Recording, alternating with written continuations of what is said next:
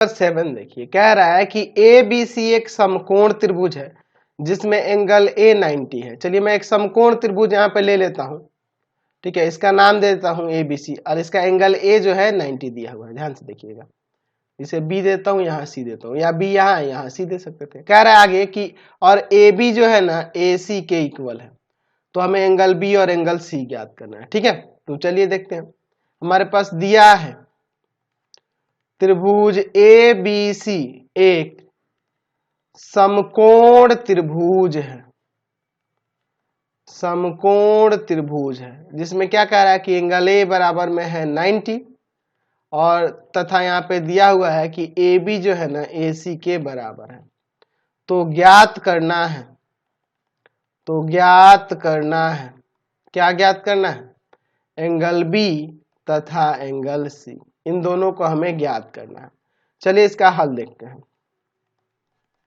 देखिए ये सिद्ध करने वाला नहीं है, तो यहाँ तो ज्ञात करना लिख रहे हैं और यहाँ पे हल लिख रहे हैं, नहीं तो साबित करने वाला होता तो यहाँ प्रमाण हम लोग लिखते हैं ना।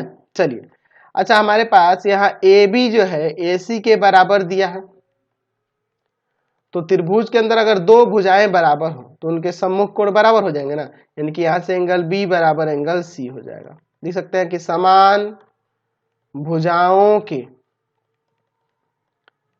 सम्मुख कोण बराबर होते हैं। त्रिभुज के अंदर समान भुजाओं के सम्मुख कोण बराबर होते हैं। ठीक है, चलिए यहाँ पे हम लोग ये देख रहे हैं ये दोनों कोण बराबर हो गए। तो चलते हैं अब त्रिभुज ए बी सी में।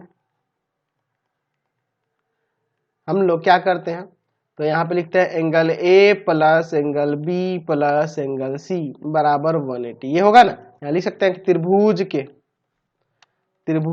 के तीनों कोणों का योग, तीनों कोणों का योग